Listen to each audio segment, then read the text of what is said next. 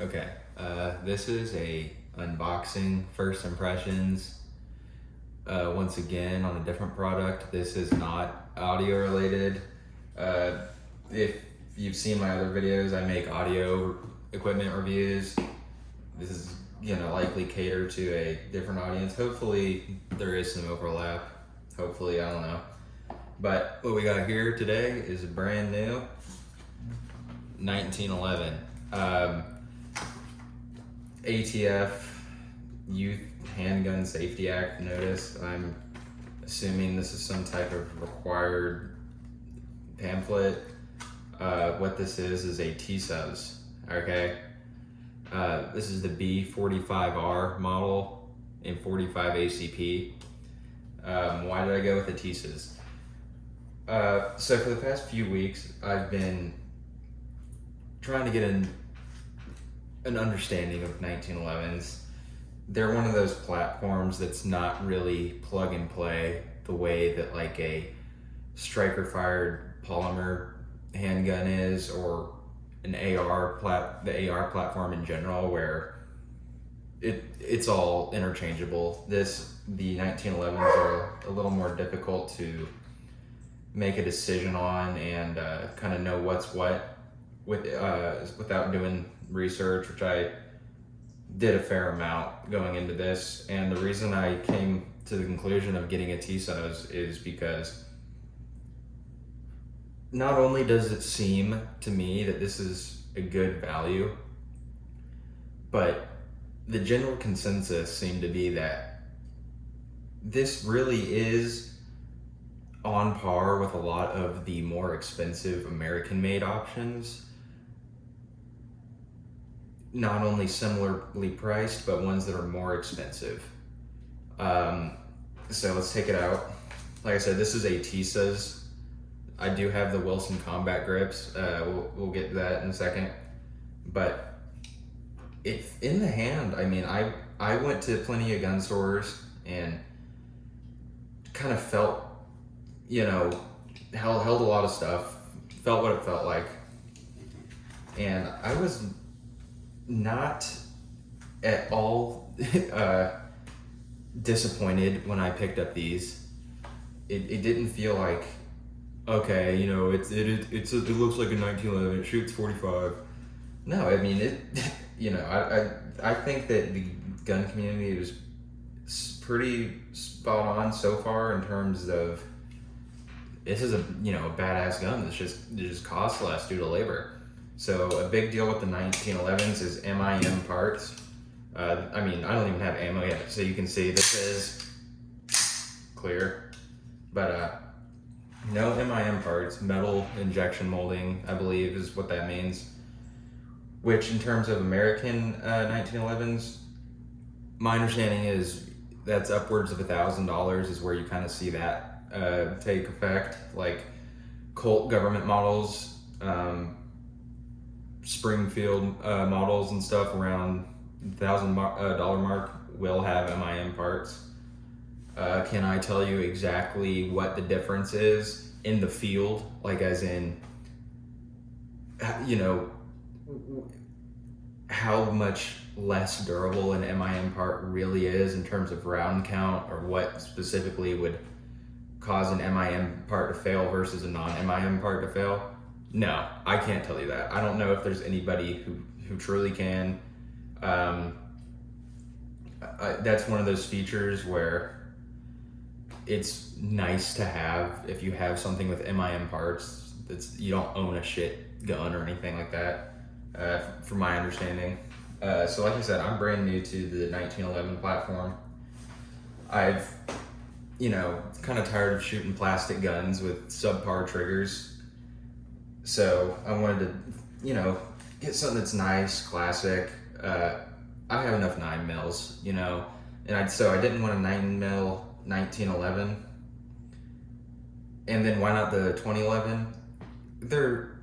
It's I don't know, I have enough 9mm. There's just something about the big 45. I have shot these similar stuff before.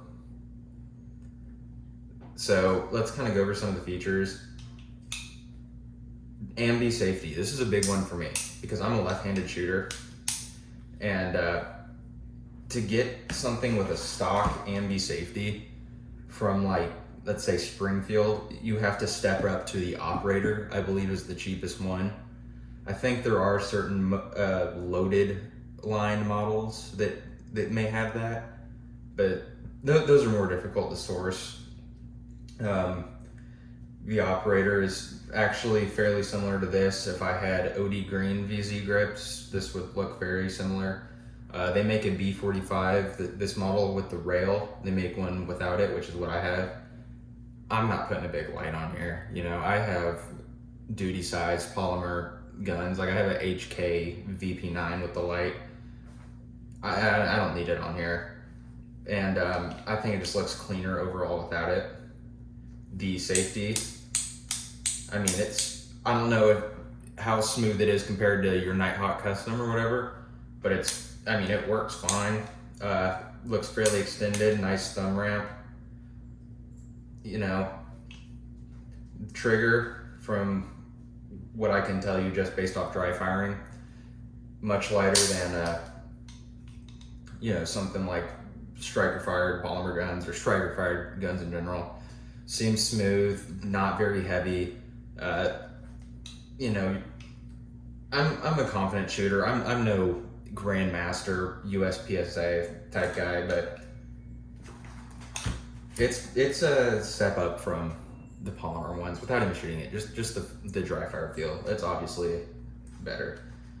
The reset's nice. These sights, these are the Novak style sights.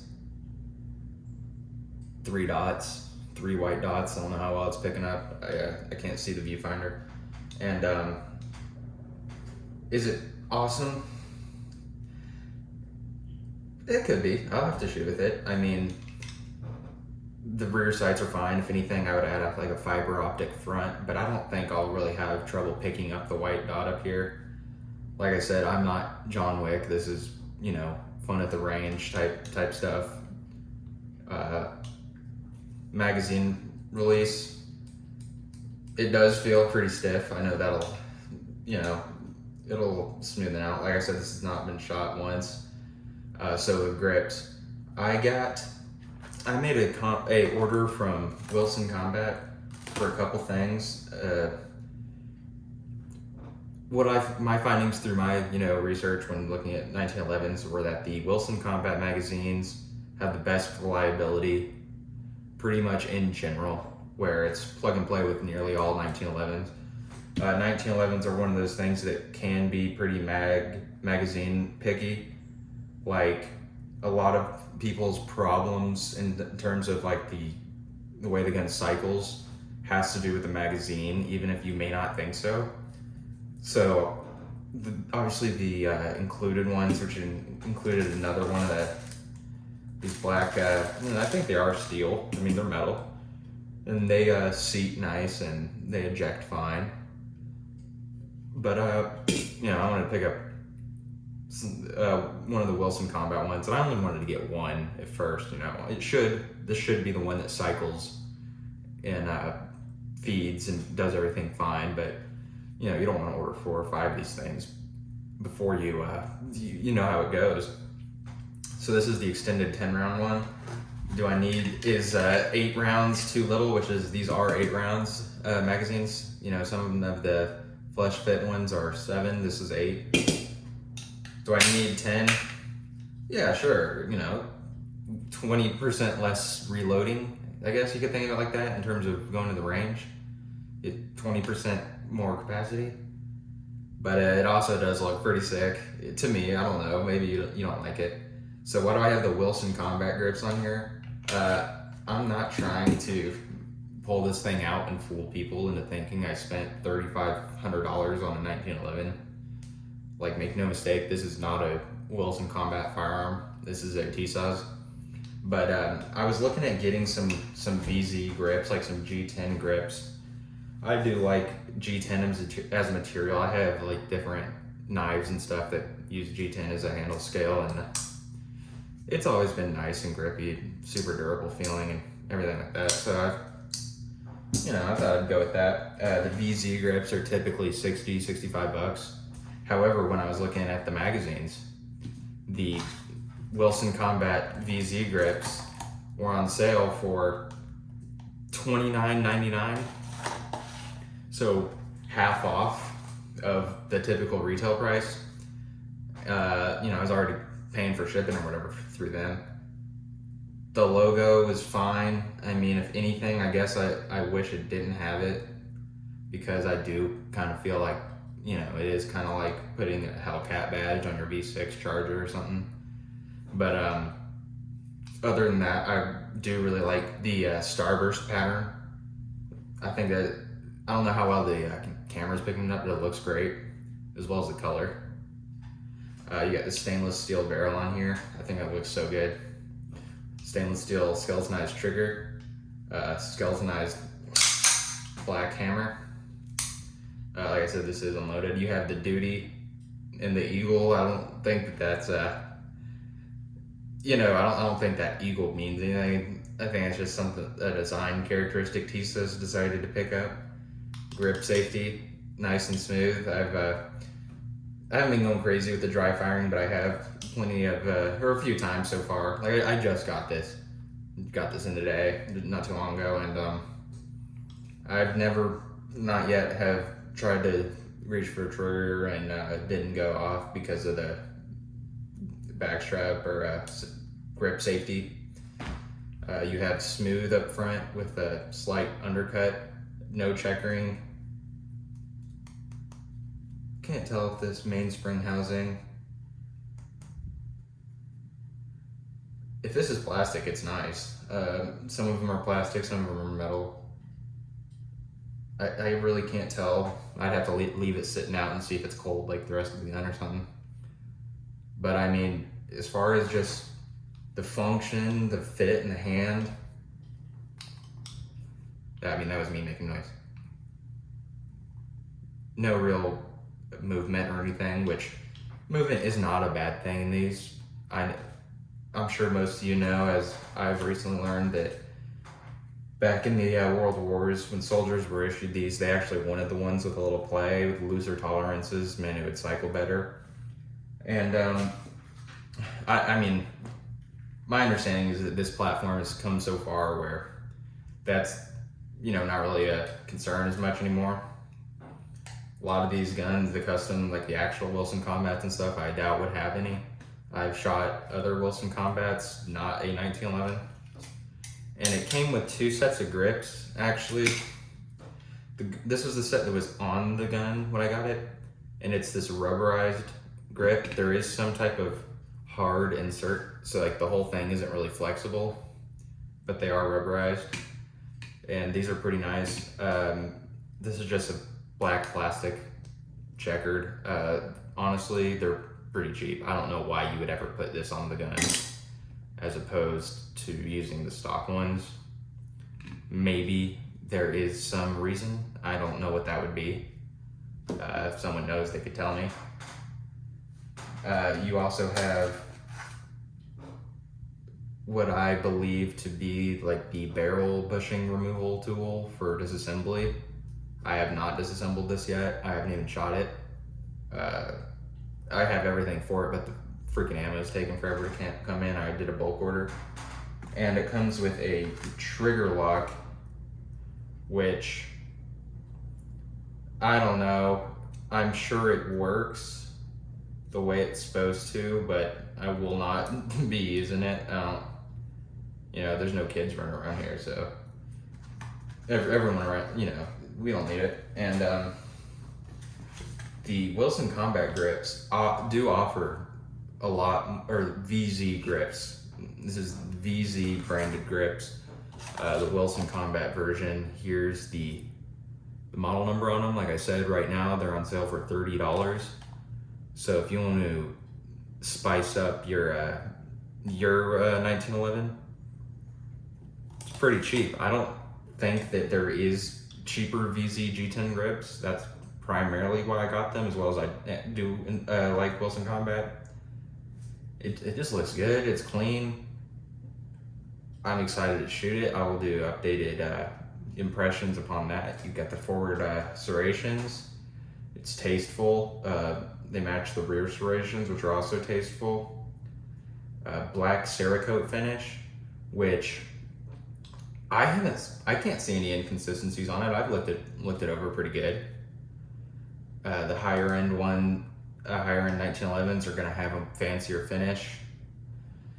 You got blued steel, stainless steel, which I do like that look a lot. But this is just this is an entry level thing. I was looking at more expensive ones, and I decided, if I spend $1,000 on an American Springfield or Colt, or those were kind of what I narrowed it down to, were those. If I spend $1,000 on those versus $500 on here, in terms of actual legit performance, what are you getting? My understanding is you're not getting any more legit, like quantifiable performance with those. If anything, my understanding is that this will run just as good, if not better. Especially, I've heard the Colts are hit or miss. Kimber has their reputation in recent years.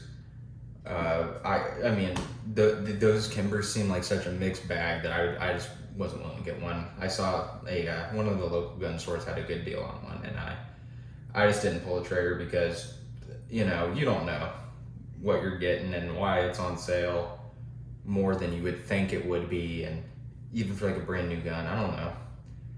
I thought this was just safer, save the money, put it into ammo, go to the range, shoot it more. It looks nice, but I'm not gonna have to worry about it. This isn't something you baby. And I don't know really what else to say about it. Like I said, I don't have the experience with 1911s that I do with audio gear to be able just to kind of go on and on about it. But so far, I'm happy. I mean, this is I'll give you another look at the box. You have, your barrel pull through, so you put some type of wipe with CLP or like whatever your solvent or cleaner or whatever on there. Pull it. You have a wire brush included as well, which is nice. It's just the user manual back here. Nice accessory package. And I do think that maybe there could have been a way to fit the second magazine or an extra magazine in this foam cutout. Maybe, I don't know. I guess they could have condensed these two and then had maybe a horizontal magazine deal right here, or I don't know. It only ships with two, but give you another look at the box, the case, nice carrying handle. Yeah, I mean, I'm happy with it. Like I said, I was not looking to ball out on the first 1911. I don't know if that's really a good idea to spend enough worth upgrading to. Like, I was looking at Springfield emissaries, and even with that, like I said, I'm a left-handed shooter. I would have had to have paid on top of the retail price, which is like $1,300 or something. I would have to pay on top of that $60 for a Wilson combat safety, and then I would not have felt comfortable installing that myself at this point. I would have, taken that to a gunsmith, which is another cost. So you're, all said and done after taxes and everything, $1,000 more than this, pretty much, at least, really. And then you still have no ammo. So I don't know. I've not heard anything bad about these. I know there was some type of warranty thing earlier this year, late last year. My understanding is that's been resolved. You do have some textured, I wouldn't call it, it's not checkering, but there's some vertical machined in lines running on the face of the trigger. And smooth safety operation, like I said. The safeties are pretty big. They don't get in the way, but they're of ample size. I'll have to, continue to practice my grip and everything, as well as my grip while I'm shooting it. And let me give you a trigger test. I mean, that's pretty light. Coming from like the Glock type stuff, this is going to be much more of a satisfying trigger pull, and this is just out the box without even having shot it. It'll smoothen up. You can also take it to gunsmith, have them, you know, polish the parts, tune it, make it lighter, whatever they do. The only thing that I've heard from people about these is that certain people have had to loosen the extractor, which I'm not going to be touching this thing and making changes unless it needs it. And I'm not really gonna be disassembling it before firing. I don't believe. I just don't think I need to. It seems well lubricated, both in the feel as well as there are some, you can spot some, you know, some lubrication. So, you know, like I said, not a 1911 expert. I wouldn't even call myself a 1911 guy. You know, I'm looking to become one, hopefully. I mean, I definitely have always been drawn to these pistols. I actually have, this is a throwback from when I was a kid, the OG, my OG airsoft pistol. I found it recently, 1911, so, you know, this has been a long time coming, I suppose. But, yeah, I mean,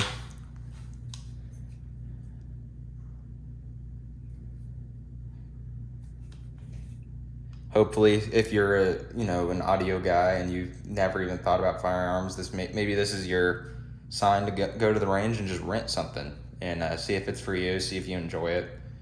I don't really plan on using this as necessarily a self-defense weapon, except for like wilderness, going hiking and stuff where there's going to be larger animals, where the 9mm would be a little risky. Probably take this guy in a fanny pack or something, but, you know, self-defense. We got the, you know, Glocks and everything like that for carry, rifles for home, shotguns. But, you know, I'm excited to learn some more about it, have some experience, and be able to provide, hopefully, an update worth watching, something of substance. I know there's not a lot going on in this video. I just wanted, you know, if anyone's looking at this specific model, kind of show you my just off the, you know, how does it feel in the hand? It feels good. It feels good. The catch, or the slide catch, slide release operates well. It's nice and slightly extended. It's, you know, it's where it should be.